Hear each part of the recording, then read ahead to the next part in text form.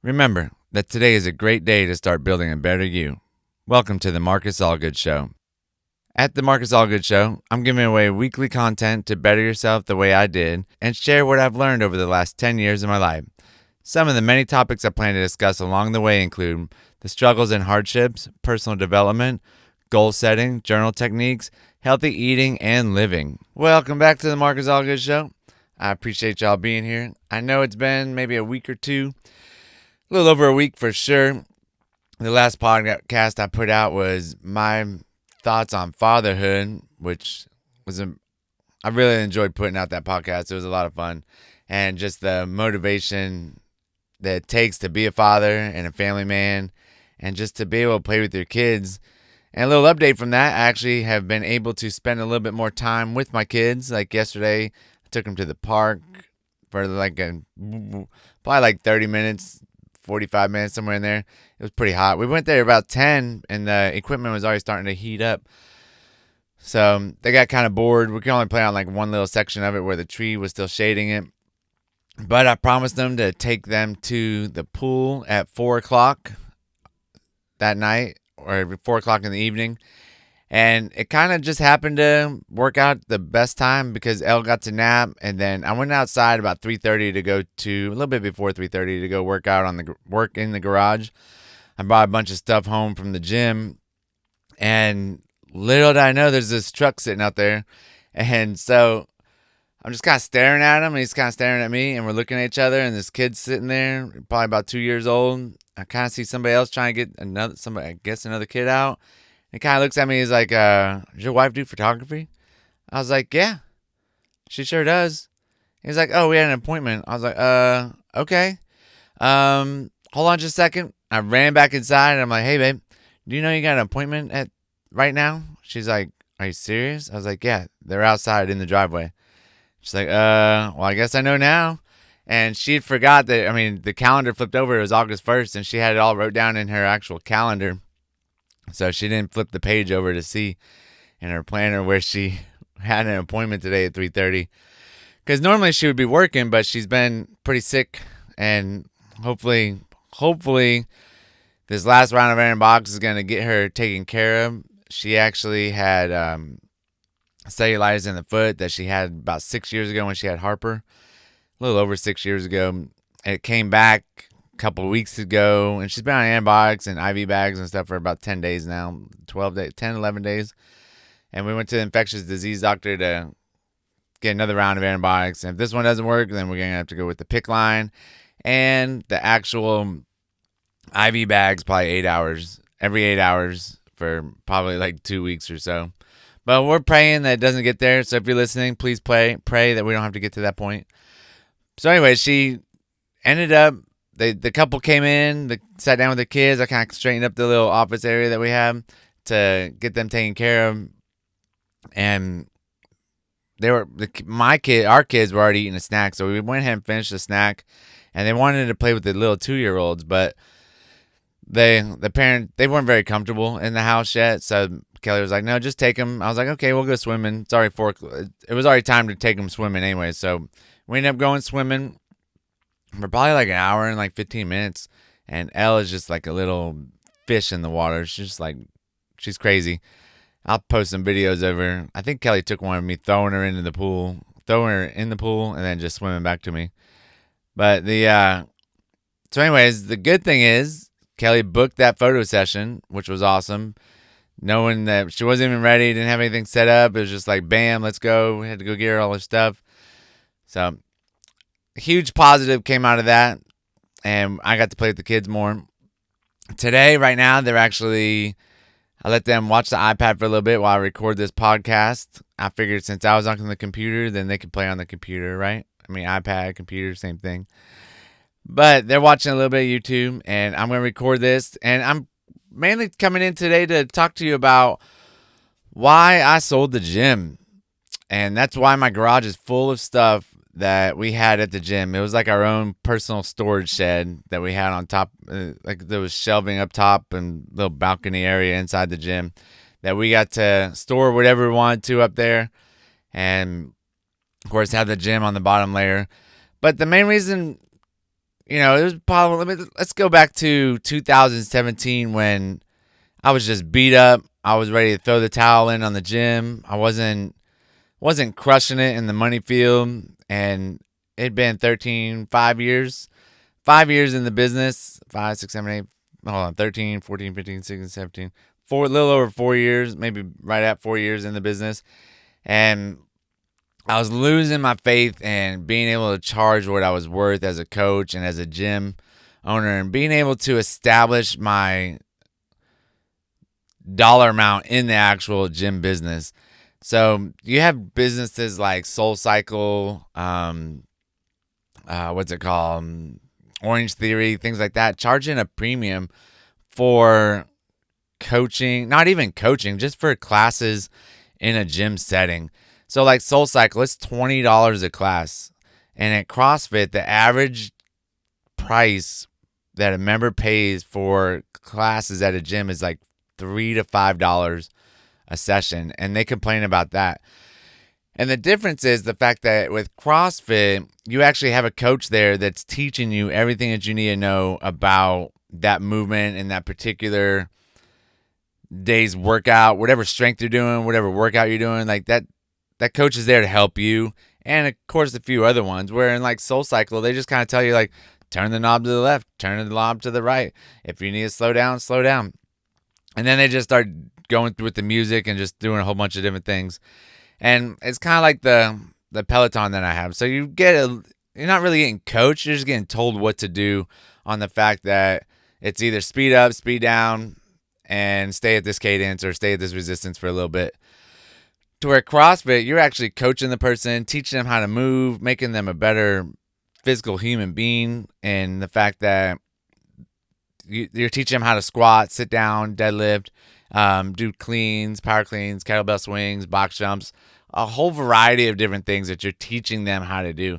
Not only you're way more than just a person that's just up there saying, okay, now everybody do a squat. Okay, now everybody do a push-up. Not giving a damn what the form looks like or what anything else looks like or the metrics or anything like that. You're there to teach them how to move and how to move properly and not get injured at the same time.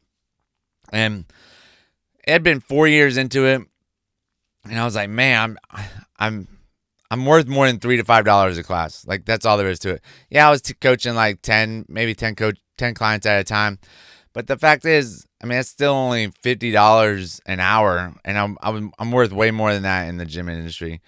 And the amount of time that I put into learning techniques and the amount of energy that I put into continuing my education and just the amount of knowledge that I have for the gym industry and the CrossFit industry and how to help people in that aspect, and the amount of nutrition stuff that I would do was worth way more than $5 a class, $50 an hour.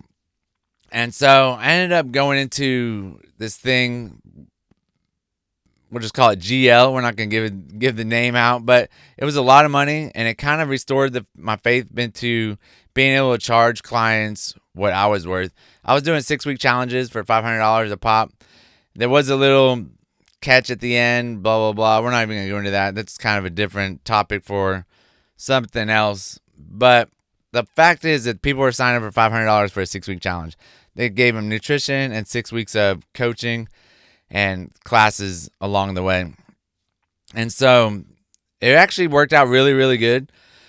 I was doing quite a bit of sales, and I actually had one of my top months during that time. It's probably like a few months after I started that program. And so in 2017, let me step back a second. I apologize about that. But I was going to real estate. Wife and I talked about I was going to get my real estate license, and then we are going to start flipping houses and selling houses and doing different things like that. And I started that about 2 months into that, and I was bouncing between the gym and the real estate and going to meetings and things like that. And I was like, oh man, this is hard. And that's when I found the GL and I ended up signing to that. So then I decided that I was going to put the real estate stuff on hold, go all in on the gym, and just try and make it happen. Like I was giving myself 3 years to go from where it was now to something better within 3 years. And if it was better, then I was going to keep going. And if it was the same or if it was worse, I was just going to drop it and say, I'm out of the gym business. I'm moving on with myself. And I was getting pumped, making $500 sales. Like, life was going good. And came into 2018 about February, March. I forget when Trevor showed up, but when Trevor showed up, it actually kind of helped. He was doing helping with the 6-week challenges. He might have showed up right before GL. We kind of stepped into this other 6-week challenge, blah, blah, blah. That one worked out pretty good. But then about April, like the 6-week challenge thing just really started to fizzle out. The ads weren't doing very good. And of course, the group that I was in was like, just spend more on ads. I was already spending enough money on ads. And so then I ended up getting a mentor, and we were doing pretty good through 2018. We got into some other 6-week challenges. We were charging about $400 for a 6-week challenge. Sometimes it'd be $299 depending on how much personal training they needed. And actually ended up using a mentor. I ended up getting a coach hired that took over the morning classes, so I could spend more time on Facebook ads in the morning, doing different things in the mornings. And the fact that I only had to come to the gym, from like 2 to 6:30, sometimes 7, depending on how long the interviews lasted. Life was going good. We were making money. We were coaching. We were having a good time. Everything was like, woohoo, gym business rocks. Like, we're, back to kind of like when we were in like 2013, 2014, like just really happy helping people and just knowing that they were paying for what they were actually paying for what they were actually getting, not doing these old 6-week challenges for $39, hoping that they were, or 21-day challenges for $21, hoping that they were going to sign up at the end, be addicted to it, and then start paying the $150 a month. But going from $21 to $150 is a big jump. But if you go from $400 down to $150, it's a lot easier on the mind to say, yeah, I can afford that. I already paid $400 for 6 weeks. Why can't I do $150 per month? And so everything's going good. I dropped the real estate stuff, and I even had it in my goal book that I was trying to get my real estate license still. I was going to have it by December 2017. Never happened. And then went all in on the gym. And then probably like around May or June of 2019, it pretty much all fizzled out again. I was still running ads, and my ad cost was just outrageous. I actually talked to another gym owner, and he lives up in Pace, and I was in Pensacola, and he was spending $50 a month on ads. I was spending $700 on ads, and he was spending $50, and he was getting way more people interested in the program than I was. And we were using the same exact mentorship program. We were using the exact same ads. Like, everything was the same program, same everything. But I wasn't getting people in, and he was getting people in through the ads. So I don't know what the difference was, besides maybe the area that I was in or the area he was in, or pretty much we haven't decided what the actual answer was. And I should probably get him on the podcast. His name's Joey, but maybe we could talk about that in a couple weeks. Trying to do a little video podcast too. He's a great guy, and I wish him the best at his CrossFit gym. He's been crushing it up there. So 2019, about June, somewhere in there, like, it all came crashing down. I ended up losing. We probably had like 80-something members. I ended up losing like 20 members within like a month and a half. So I dropped all the way down to 60 members, and I just never recovered from that. And it was just heart-wrenching. Put all that work into it, and they all left because of the military. Like, they all got transferred out at the same time. It was terrible. I was like, oh my gosh, we were having good times, doing great, to just bam, everything went crashing down. And I kept running ads and just paying out the wazoo for ads. Paige was an awesome coach in the morning. Like, everything was going good still, but Kelly and I took a step back, and we were like, what are we doing? What are we doing with our lives? What are we going to do when we retire? Can I, kind of like what my buddy Lex said, that, can I afford to send my kids to private school? Do I have to send my kids to private school? No. They can go to public school, but do I want to send them to private school? Yes, because my daughter wants to learn about the Lord and Jesus Christ while in school, and she wants to be able to pray in school. And she was so bummed out the year before, like this past year in 2000, basically her kindergarten school year, when they couldn't talk about God anymore. And so our goal is to be able to let her go to private school, and hopefully most likely Elle will go to private school too. But that's what she wants. That's what she's gonna get. And you know, we also mentioned, like, can we afford a car? Like, if she was 16, could we afford a car right now for her with the gym salary? And that was like a no. Like, it was a good, kind of like what my other buddy said, Kevin. He's like, it's a feel good play. Like, you feel good doing it, and you're doing what you love, but sometimes it just doesn't bring in the money that you need. And that's okay. You were still doing what you loved. You got to do it for 7 years, and it's been like, my kids never had to go to daycare, and that was one of our main motivations for opening the gym. Obviously, the other motivation was to help and serve people and to get them on the life-changing journey that I got onto, that my wife got onto, that millions of other people got onto. And I saw hundreds of people go through a life transformation at my gym, and it was so fulfilling and warm, and just, it was awesome. But the other reason to open up the gym was to not have to have daycare for our unborn children that we didn't have yet. We did end up getting pregnant in August, so the gym had been open in like a couple months before we ended up getting pregnant. But we had it planned out, and the fact that I could work, like, leave the house at 4:30 to 9, come back by 9:30, and then leave about 2:30 and come back about 7. Like, that was, I had all afternoon to spend with the kid, with Harper, pretty much for that first 3 years. And Kelly would go back to work, and we made it to where we didn't have to have daycare, and our schedules were lined up. Obviously, we didn't see each other as much, but we didn't have to have any daycare for Harper, which was just awesome. Like, we got to spend so much time with her.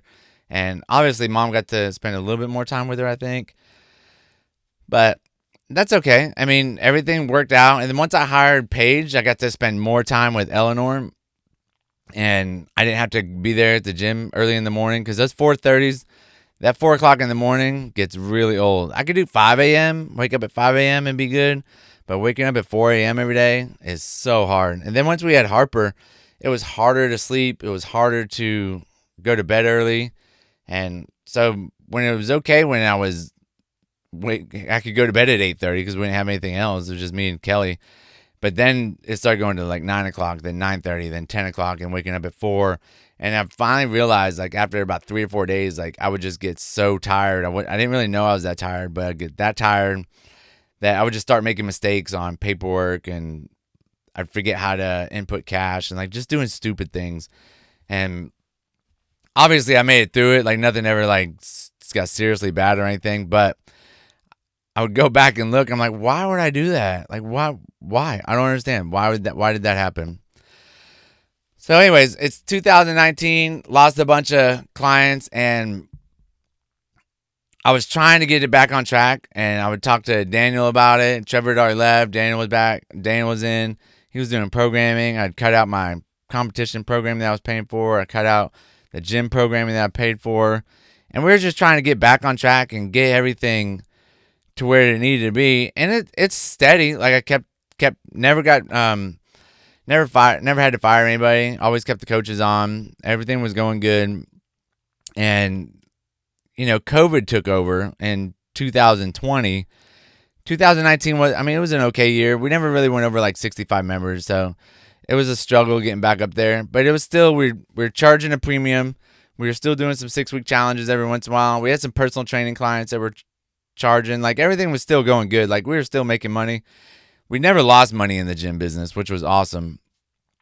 But we just we weren't crushing it, making like buku's amount of money. Like, obviously a lot of people think the gym business people do. Like, you just have the greatest job. They don't even think it's a job. They don't even think we work. No, but we do have to be there. Which is like a job. You have to be there. You have to work on it. You have to do different things. But anyways, it was still, I loved it. Like I loved everything about it.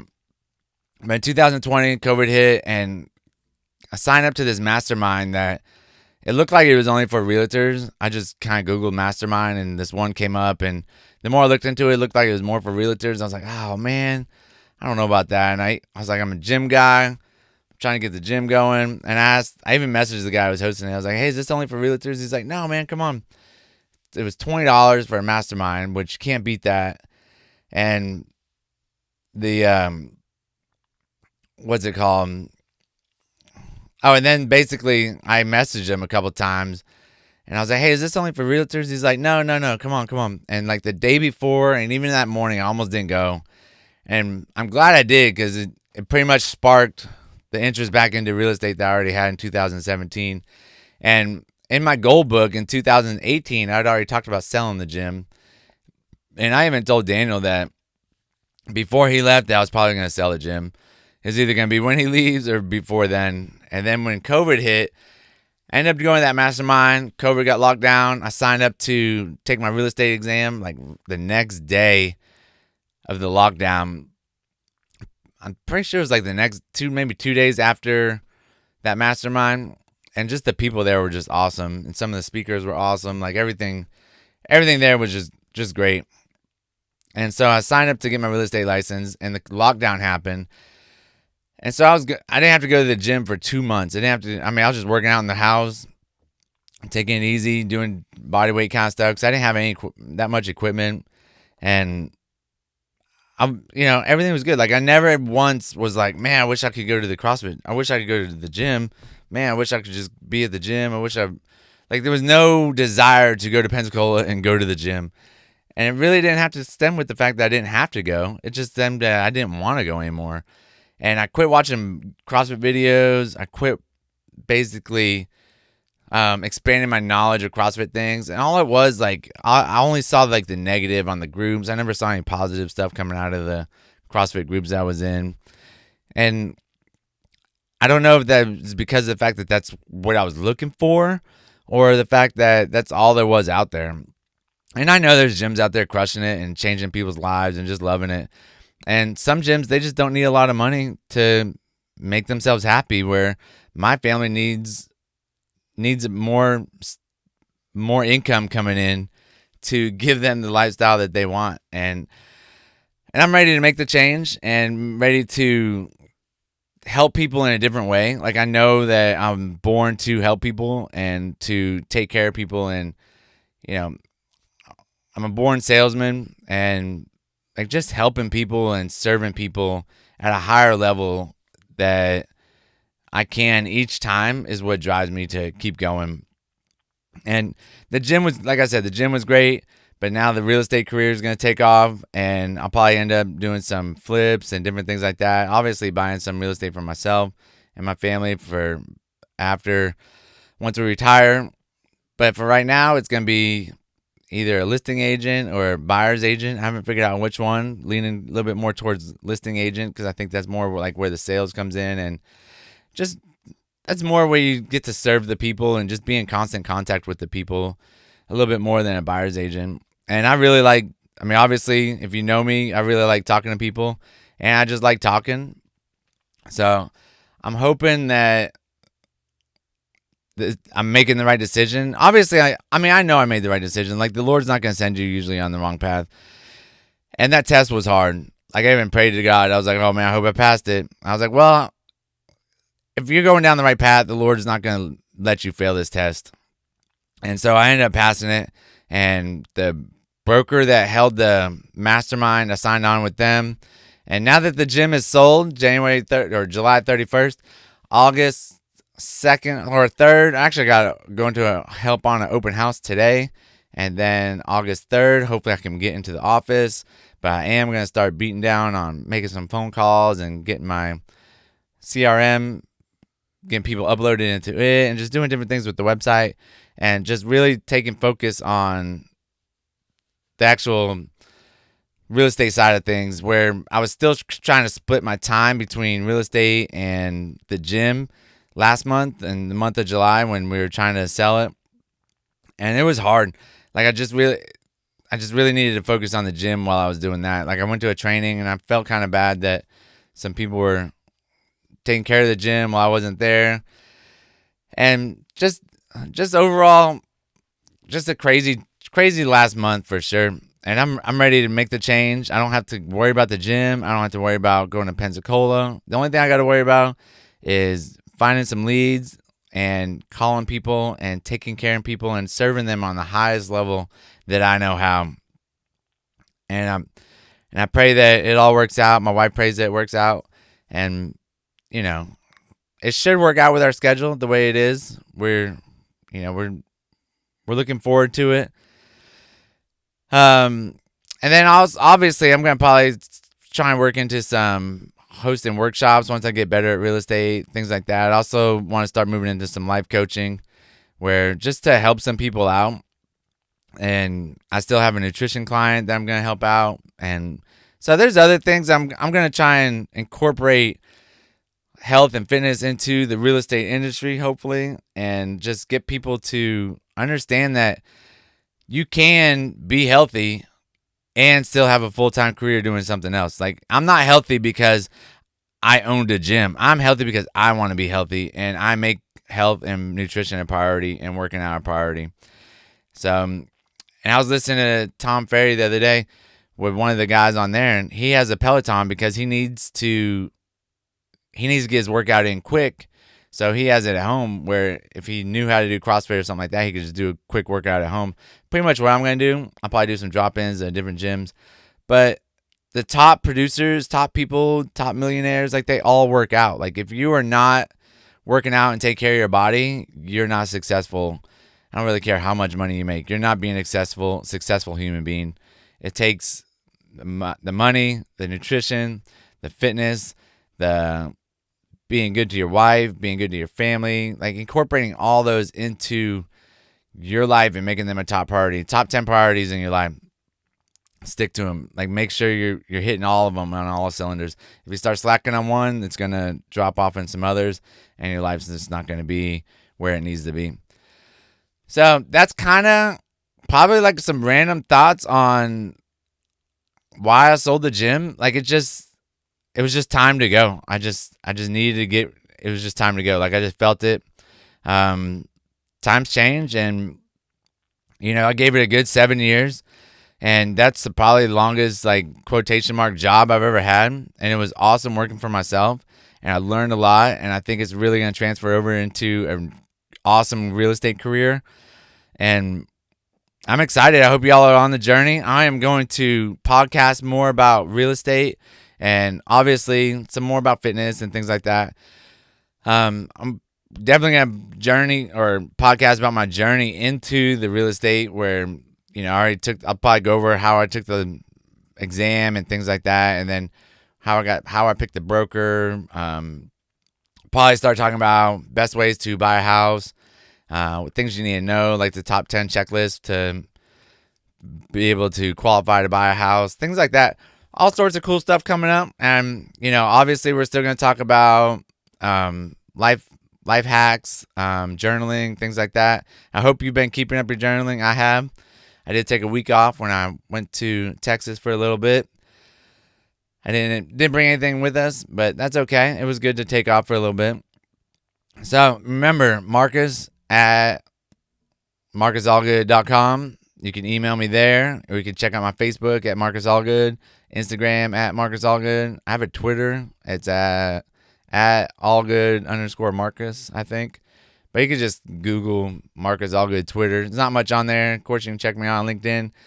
And marcusallgood.com is coming soon, now that I might have a little bit more time to actually build a website for that. And then what else we got? Anything else in the pipeline? I don't think so. I'm hoping to do another podcast later this week to get back on track. I'm not trying, because try is either do or you don't. Like, I am going to do another podcast this week, and I'm going to do one every week from now on, now that my mind is not blown up from trying to do 5,000 different things. It's a big weight off my chest, getting rid of the gym and moving on into real estate. So I hope y'all stay tuned with me. I'm excited for it, and I'm excited that y'all still listen to my podcast. And check out my YouTube. I just videoed this podcast also, and I think it's at Marcus Allgood on YouTube. If not, I'm going to try and find out that Linktree thing on Instagram and link it on there. But go check it out if you want to watch it. It's not very exciting. It's just me standing in the closet with a tank top on, flexing. No, not really flexing.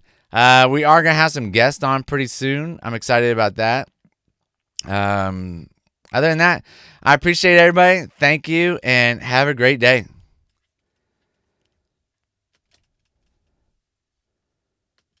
Goodbye.